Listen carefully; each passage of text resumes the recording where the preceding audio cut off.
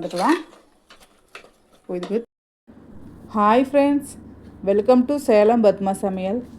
இன்றைக்கி நம்ம என்ன பார்க்க போகிறோன்னா, குக்கரில் குயிக்காக பார்த்திங்கன்னா ஆந்திரா ஸ்டைலில் பீக்கங்காய் பப்பு. பீக்கங்காய் உடம்புக்கு ரொம்ப நல்லது. நம்ம இந்த மாதிரி ஆந்திரா ஸ்டைலில் செஞ்சு தரும்போது சாதத்தோடு போட்டு சாப்பிடும்போது அவ்வளோ டேஸ்ட்டாக இருக்கும். இது கூட கொஞ்சமாக நெய் மட்டும் சேர்த்துட்டு சாப்பிட்டோம்னா அவ்வளோ டேஸ்ட்டாக இருக்கும். வாங்க வீடியோக்குள்ளே போகலாம். நம்ம சேனலை இப்போ தான் புதுசாக பார்க்குறீங்கன்னா சப்ஸ்கிரைப் பண்ணிக்கோங்க. பக்கத்தில் இருக்கிற பெல்லையும் கிளிக் பண்ணிக்கோங்க.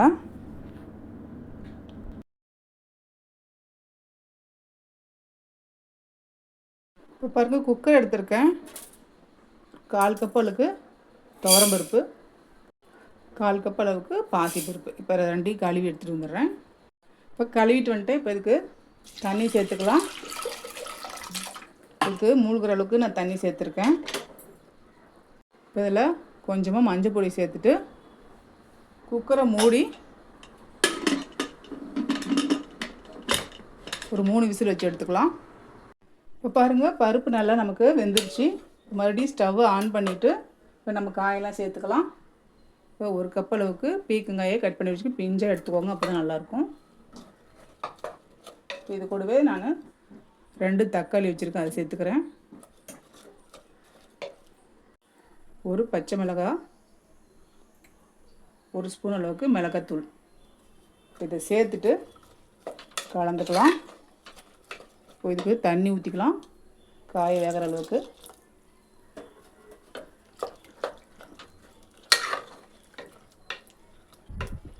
இப்போ இதுக்கு தேவையான அளவுக்கு உப்பு சேர்த்துட்டு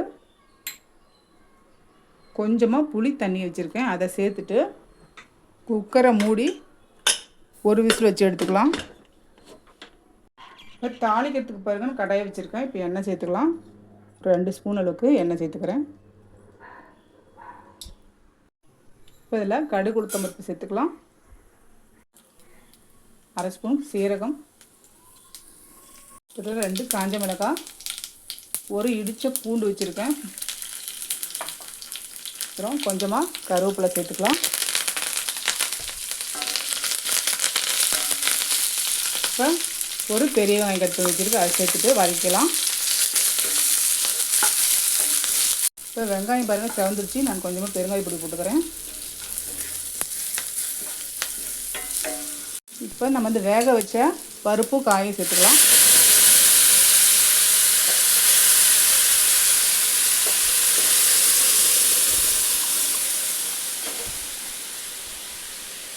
இப்போ நல்லா கலந்துட்டு மீடியம் ஃப்ளேமில் வச்சு நல்லா கொஞ்சம் கொதிக்க வச்சுக்கலாம். இப்போ பாருங்கள், குழம்பு நல்லா நமக்கு கொதிச்சிருச்சு. இப்போ இதுக்கு மேலே கொஞ்சமாக மல்லியிலை தூவிட்டு ஸ்டவ் ஆஃப் பண்ணிடலாம். அவ்வளோதாங்க, சூப்பராக நம்ம ஆந்திரா ஸ்டைலில் பீக்கங்காய் பப்பு ரெடிங்க.